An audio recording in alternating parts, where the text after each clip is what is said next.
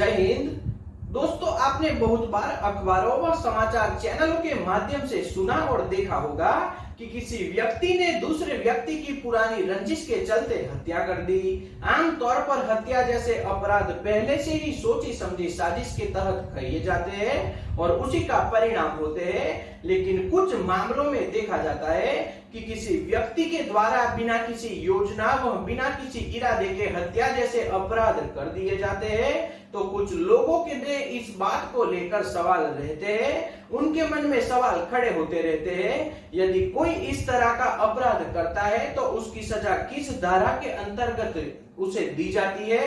तो आज के विश्लेषण में हम इसी विषय पर विस्तृत रूप से चर्चा कर रहे हैं। किसी व्यक्ति की हत्या करना एक बहुत ही गंभीर अपराध माना जाता है और यह गंभीर बात भी होनी चाहिए, लेकिन कई बार यह अपराध अचानक आए गुस्से की वजह से भी एक बड़ी मुश्किल का रूप ले लेती है, जिसका जिक्र कानून की इस धारा के में देखने को मिलता है। तो अगर आप धारा 308 से संबंधित संपूर्ण जानकारी चाहते हो तो इस वीडियो के अंत तक बने रहिए। आईपीसी की धारा 308 के अनुसार जो कोई भी ऐसे इरादे या ज्ञान के साथ कोई कार्य करता है और ऐसी परिस्थिति में करता है कि उसके द्वारा किया गया कार्य किसी की मृत्यु का कारण बनता है, तो वह गैर इरादतन मानव वध का दोषी होगा, जो हत्या के कोटि में नहीं गिना जाता। कोई ऐसा व्यक्ति जिसका किसी के साथ झगड़ा हो जाता है, जिसके कारण वह सामने वाले व्यक्ति को कुछ इस तरह की चोटित करता है, उसे इतना नुकसान पहुंचाता है जिसकी वजह से सामने वाले व्यक्ति की मौत हो जाती है, तो ऐसे अपराध को गैर इरादतन मानव वध करना कहा जाएगा, जो कि हत्या के अन्य मामलों से अलग होता है। इस तरह के अपराध करने वाले पर आईपीसी की धारा 308 लगाई जाती है और इसी के अनुसार उसे सजा भी दी जाती है। इसे एक उदाहरण द्वारा समझने का प्रयास करते हैं। किशन रात को अपनी बाइक से उसकी घर की ओर जा रहा था। अचानक माधव नाम का एक व्यक्ति उसकी बाइक को टक्कर मारता है। इस बात को लेकर दोनों में झगड़ा शुरू हो जाता है। कुछ देर में झगड़ा इतना बढ़ता है जिसमें माधव के द्वारा किशन को गंभीर चोट लग जाती है। यहाँ से ही पूरा मामला समझना शुरू करिए। इसके कुछ समय बाद वहां पर पुलिस आ जाती है और किशन को अस्पताल ले जाया जाता है, लेकिन अस्पताल में किशन की मृत्यु हो जाती है। डॉक्टर उसे मृत घोषित करते हैं। इसीलिए अब पुलिस माधव को गिरफ्तार कर लेती है। तो पूछताछ करने पर माधव क्या बताता है वह जानिए। उसका किशन को मारने का कोई इरादा नहीं था, उनकी बाइक की टक्कर हो गई थी और इसी कारण दोनों के बीच में झगड़ा हो गया और झगड़े के कारण किशन को चोट लग गई और उसकी मृत्यु हो गई। पुलिस द्वारा सारी जांच करने के बाद माधव के खिलाफ किशन की गैर इरादतन मानव वध अपराध में आईपीसी की धारा 308 के तहत मुकदमा दर्ज किया गया। हत्या और मानव वध के बीच में क्या अंतर है? धारा 308 के बारे में जानने के साथ साथ हमें मानव वध और हत्या के बीच में अंतर को भी जानना होगा।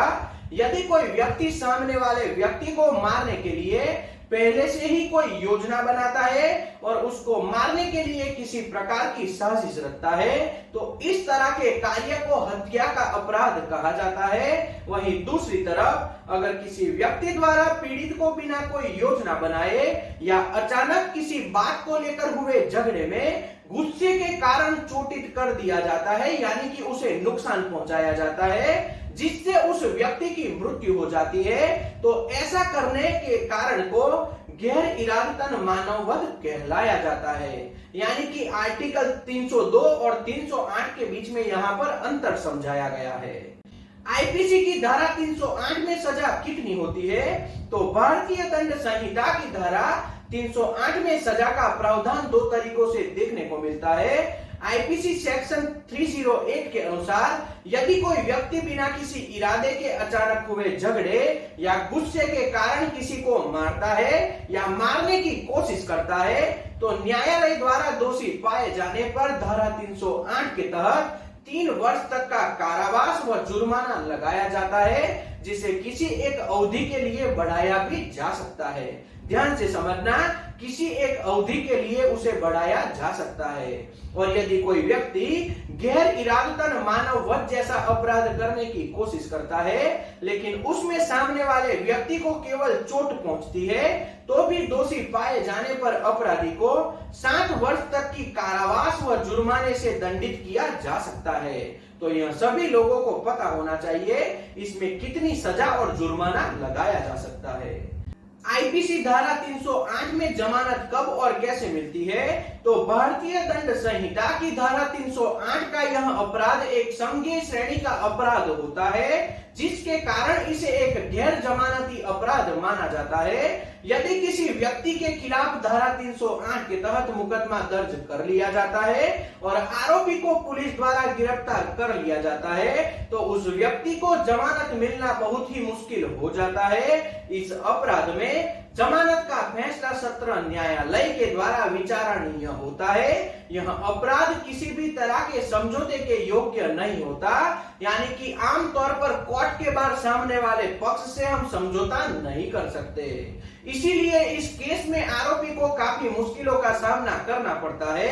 ऐसे में आपकी मदद केवल एक अच्छा वकील ही कर सकता है, जो ना सिर्फ अपनी योग्यता के आधार पर आपको बेल दिलवाने में मदद करेगा, बल्कि पूरा केस चलाकर आपको निर्दोष साबित करने में भी मदद करेगा।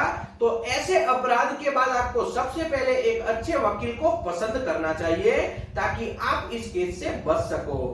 कभी कभी गुस्सा हमारे लिए इतनी बड़ी परेशानी का कारण बन जाता है, जिसका हमें पूरे जीवन अफसोस रहता है। इसलिए अगर हमें धारा 308 जैसे केसों से बचना है, तो कुछ आवश्यक बातों का ध्यान रखना बहुत जरूरी हो जाता है। यदि कोई व्यक्ति आपको झगड़ा करने के लिए उकसाता है, किसी तरह से परेशान करता है, गुस्सा दिलाने का प्रयास करता है, तो ऐसा करने से हमें बचना चाहिए। किसी भी व्यक्ति को तंज करने के इरादे से कोई भी ऐसा कार्य करने से बचे जिसका परिणाम आपके लिए कोई मुश्किल खड़ी कर देगा। अगर कोई आपको परेशान करता है या आपके साथ मारपीट करता है या फिर मारपीट करने की कोशिश करता है, तो तुरंत वहां से चले जाए और इसकी शिकायत पुलिस को कर दे। क्योंकि यदि ऐसे किसी व्यक्ति के साथ झगड़ा करोगे, तो दोनों तरीके से आपको ही नुकसान पहुंचेगा, ऐसा आप मान लीजिए। यदि वो आपको मारता है तब भी आपका नुकसान होगा, और आप उसे मारते हो तब भी आपका नुकसान होगा। क्योंकि लड़ाई झगड़े का परिणाम कुछ भी अच्छा नहीं होता, इसलिए हमेशा हमें इससे बचना चाहिए। जैसे कि हर तरह से मुकदमों में देखा जाता है कि कुछ लोगों को निर्दोष होते हुए भी लोग झूठे केस में फंसाने की कोशिश करते हैं। तो ऐसे में सबसे पहले किसी अच्छे वकील की सलाह जरूर ले, जो किसी भी कठिन समय में ऐसे मामलों से निकालने में आपकी मदद करेंगे। तो आपको सबसे पहले एक अच्छे वकील को रोकना चाहिए।